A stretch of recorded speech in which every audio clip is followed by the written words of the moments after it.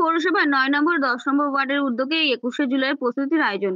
উপস্থিত ছিলেন পৌরপিতা সুরজিৎ রায়চৌধুরী এবং পৌরমাতা রীতা রায়চৌধুরী, দুজনেই মঞ্চে বক্তব্য রাখেন এবং উপস্থিত ছিলেন এলাকার সকল তৃণমূল কর্মী বৃন্দ সহ ওয়ার্ডের এলাকাবাসী বৃন্দরা। আগামী ২১শে জুলাই সকলে একত্রিত হয়ে শহীদ মঞ্চে উপস্থিত হবেন। দমদম থেকে এনসিও বাংলা রিপোর্ট। আপনারা জানেন পরিচ্ছন্ন গণহত্যা, আপনারা জানেন ছোট মারিয়া, আপনারা জানেন কেমনরা বলছিল যে বর্তমানের সাইবাড়িতে সন্তানকে হত্যা করে সেই রক্ত নিয়ে ভাত রেখে তার মাকে খাওয়ানো বা তার মাকে হত্যা করে সেই রক্ত নিয়ে ভাত রেখে তার সন্তানকে খাওয়ানো হয়েছিল। হাওড়ায় তৃণমূল করার অপরাধে, তৎকালীন যুব কংগ্রেস করার অপরাধে জ্যেষ্ঠ পরিমাণ করার দিয়ে তুলে দেওয়া হয়েছিল। এইভাবে আমাদের কর্মীদেরকে মারা হয়েছিল। আমরা দেখলাম সুজপুর গণহত্যা, নেতাই গণহত্যা, আমরা দেখলাম সাইমনি, পিংলা, গড়বেতা, কেষ্ট, একের পর এক গণহত্যা, নন্দীগ্রামে গণহত্যা, সিঙ্গুর গণহত্যা, তাপসী মালিককে ধর্ষণ করে খুন আমরা দেখেছি, একের পর এক দেখছি। গত এক সপ্তাহ আগে কুচবিহারে আমাদের এক নেতৃত্ব আমাদেরকে বেঘরে ধরেছে। বাংলার প্রান্তরে প্রান্তরে আজও তৃণমূল কংগ্রেসের কর্মীরা সহকর্মীরা প্রাণ হারাচ্ছে ওই মর্মরচিত মারাত্মক সিপিএম এবং বিজেপির আক্রমণ। তাই সেই সমস্ত ছেড়ে যাওয়া একটা গোটা দিন নয়, এটা একটা রক্তে লেখা ইতিহাস, মায়ের কোল খালি করার ইতিহাস, ১৩ জন তরুণের বুক ছেঁড়া একটা চিৎকারের প্রশ্নের ইতিহাস।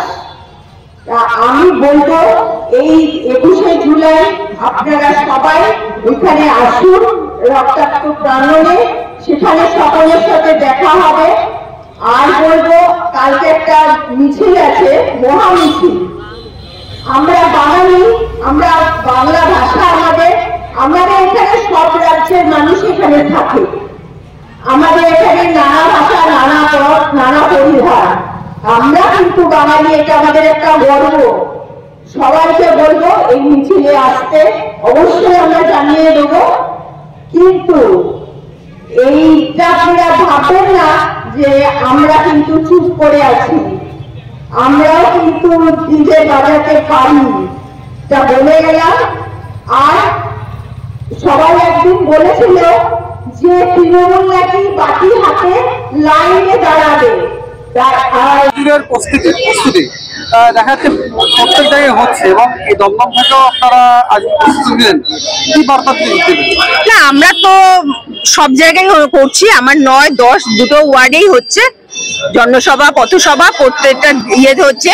১৯ তারিখ মিছিলও আছে, আর প্রত্যেক দিন তো মিটিং আছেই। আমরা শুনলাম, মানে এতক্ষণ ধরে আমরা মিটিং শুনলাম যে সেই যে ইতিহাস, সেই যে মানে রক্তে লেখা ইতিহাস, তো এতক্ষণ যে কর্মীদের যে বার্তা দিলেন, আপনারা আগামী দিন যে ২১শে জুলাই হচ্ছে আপনারা কিভাবে সেটাকে পালন করবেন, কিভাবে বলবেন? না, আমরা তো সবাই ওই রক্তাক্ত প্রাঙ্গণে যাবই, ওখানে গিয়ে আমরা সবাই সবার সাথে দেখা হবে। দল আমাদের মমতা ব্যানার্জি আমাদের যা মানে ইয়ে দেবে সেটা নিয়েই আমরা চলবো, অক্সিজেন নিতে যাবো আমরা। শহীদ বেদিতে মাল্যদান করবেন? হ্যাঁ, নিশ্চয়ই, সবকিছু করে রেখে তারপরে আমরা ধর্মতলায় যাব।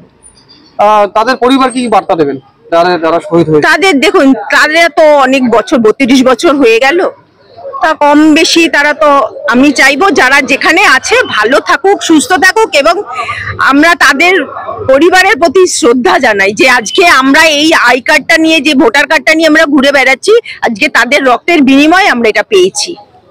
আজকে একমাত্র মুখ্যমন্ত্রী মমতা ব্যানার্জি বুঝতে পেরেছিলেন যে এই ভোটাধিকার কেড়ে নিতে পারে, তা ভোটাধিকার কেড়ে নেওয়ার আগে আমরা রক্ত দেব, তবু কারোর কাছে মাথা নত করব না, এটাই আমাদের। আর মাত্র কয়েকদিন বাকি ২১শে জুলাই, আপনার বিভিন্ন জায়গায় পথসভা হচ্ছে, পথসভায় সমস্ত যারা আপনাদের পৌরবৃন্দ সবাই আসছে এবং দেখা যাচ্ছে প্রচুর পরিমাণে মানুষ, এবং ২১শে এই সমস্যাগুলো এই সমস্ত আমরা দেখেছিলাম, তো সেই ক্ষেত্রে দুর্দান্ত ফল হয়েছে। আপনার ২৬শে কি মনে করছেন? ২১-এর থেকে ভালো হবে, ২১-এর থেকে ২৬-এ ফল আরো ভালো হবে একদম। আপনি মানে আপনার কনফিডেন্স। আজকে দেখলাম যে কেবলমাত্র আপনি এবং ৯ নম্বর এবং ১০ নম্বর দুজনে মিলেই পথসভাকে একবারে মানে চালিয়ে দিলেন, এটা কিভাবে সম্ভব? মানে এত মানুষ, অনেকে মানে এরা সব আমার ওয়ার্ডের পার্টির কর্মী, পাড়ার লোক, তৃণমূল সমর্থক। এরা আমরা বাইরের লোক জনের উপর অতটা নির্ভর করি না, নিজের সংগঠনের লোক আগে প্রয়োজন হয়, তারপর বাইরের লোক। মানে নিজের পাড়াটাই প্রথমে, তারপরে আপনি আউটে, নিজের অঞ্চল আগে, তারপরে। এবং আপনি বলছিলেন যে যখন এই ঘটনা ঘটে 13 জন লোক শহীদ হয়, তাদের আমি ছিলাম, সেই ছিলেন, এবং সেই দিন থেকে আজকে যে দিনটা তুলতে বলছি, আজকে যে দিনটা মানে দেখছেন প্রায় অনেকটা পেরিয়ে এসছে। সেই যে শহীদ, তাদের যে যাদের তারা যারা বেঁচে আছে, তাদের যারা আত্মীয় স্বজন আছে, তাদের উদ্দেশ্যে কি বার্তা দেবেন আপনি একজন? আমাদের বার্তা একটাই,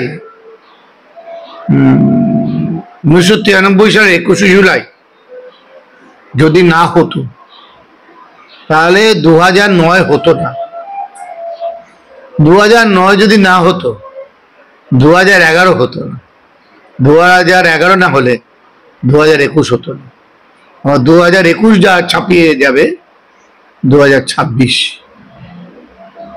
শহীদের 21 তারিখের প্রত্যেকবারের পরিসংখ্যান আমরাই ভাঙি, প্রত্যেকবার সংখ্যা বাড়ে। ইতিমধ্যেই দেখা যাচ্ছে যে মানে 21 জুলাইয়ের জন্য বিভিন্ন জায়গায় অলরেডি মানে তাঁবুটা নিয়ে কিংবা হোটেল সব মানে লোক আসতে শুরু করে দিয়েছে ইতিমধ্যেই, আজকে প্রায় 16 তারিখ। কি বলবেন? লোকে তো উৎসাহ আছে সারা বাংলায়, শহরাঞ্চলে কম, গ্রামাঞ্চলে উৎসাহ বিশাল। শহরাঞ্চলের লোক তো জানে আমি এখান থেকে টুক যাবো, আর গ্রামের লোক জানে, কারণ বিজেপি তো রেল বন্ধ করে দিতে পারে, তার আগের দিন অ্যাডভান্স উপস্থিত হয়ে যাচ্ছে, যাতে এই সমস্যাগুলো না পড়তে হয়। এর আগে আমরা দেখেছি এরকম ঘটনা। হ্যাঁ, দীঘায় মন্দির উদ্বোধনের দিন ওরা দীঘা ট্রেন বন্ধ করে দিয়েছিল। আপনি বলছেন রাসমণি, রানী রাসমণির নামে আমাদের যে বর্তমান দক্ষিণেশ্বর মন্দির হয়েছে, এবং সেটা ইতিহাস করেছে, এবং এই যে আমাদের দীঘায় যে মন্দির তৈরি হয়েছে সেটা ইতিহাস, আগামী দিনে ইতিহাস বই লেখা থাকবে। মানে এই যে কার্যকলাপ দেখা যাচ্ছে, মানে আমরা অন্য কোনো যে আজ পর্যন্ত এত মুখ্যমন্ত্রী এসছে, আমরা ডক্টর বিধানচন্দ্রর নাম শুনেছি, তিনি উন্নয়নের একজন ভালো মানুষ ছিলেন, এবং তারপরে কি মমতা ব্যানার্জিকে আপনারা মনে করেন? না, বিধানচন্দ্র রায় উন্নয়ন করেছেন নিঃসন্দেহ, ঠিক, কিন্তু গরিব মানুষের এত নিচে নেবে, সাধারণ গরিব মানুষের কথা কেউ ভাবেনি এতটা। কারণ এর আগেও তো যারা মুখ্যমন্ত্রীরা হয়েছেন প্রত্যেকেই, কেউ তো লক্ষ্মী ভাণ্ডার, স্বাস্থ্যসাথী, ধরে তো গরিবের প্রয়োজন, গরিবের কথা মমতা ব্যানার্জি ভাবেন, তাই তিনি করতে পারেন। আপনার যদি স্বপ্ন না থাকে, আপনার ভাবনা না থাকে, আপনি বাস্তব সেটা রূপায়ণ করবেন কি করে? মমতা ব্যানার্জির স্বপ্ন গরিবকে সোজাভাবে দাঁড় করানো, সৎ পথে। এত কাজ করার পরও বিরোধীদের কুৎসা, এবং দিল্লিতেও মানে অ্যাকচুয়ালি যারা বাংলা কথা বলে তাদের উপর একটা অত্যাচার হচ্ছে, তাদের উপর একটা টর্চার হচ্ছে, কলোনিগুলো ভেঙে দেওয়া হচ্ছে, এরকম অনেক সমস্যা দেখা দিচ্ছে। আপনারা কিভাবে তাদের এই জন্য মূলত দায়ী আমাদের বিরোধী রাজনৈতিক দলের বাংলায় যারা আছে, তারাই তাদের উৎসাহিত করছে। দলের জন্য তাদের কাছে দল আগে, বাঙালি পড়ে, তারাই উৎসাহিত করছে। এনআরসি নিয়ে আপনাদের কি মতামত আছে? আমার এনআরসি কি, একটা লোকের, আমার ভোটেই তো দেশের প্রধানমন্ত্রী নির্বাচিত হয়েছে, তারপরে আবার এনআরসি সিএ কেন আসবে? আমার ভোটাধিকার যদি সন্দেহ থাকে, তাহলে দেশের প্রধানমন্ত্রী নির্বাচন করেছি আমরা, দেশের পার্লামেন্টে বানিয়েছি আমাদের ভোটে, তাহলে সেই পার্লামেন্ট বা সেই প্রধানমন্ত্রী নির্বাচন নিয়েও সংশয় আছে। সর্বশেষে 21শে জুলাই নিয়ে কি বার্তা দিতে চাইছেন আপনার?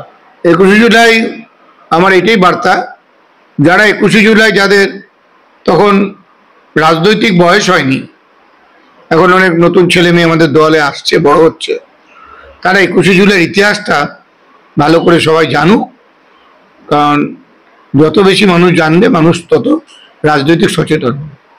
মমতা বন্দ্যোপাধ্যায়ের ত্যাগ, তিতিক্ষা, রক্ত ঝরানো ইতিহাস নতুন ছেলে মেয়েদের বলবো বেশি করে জানতে।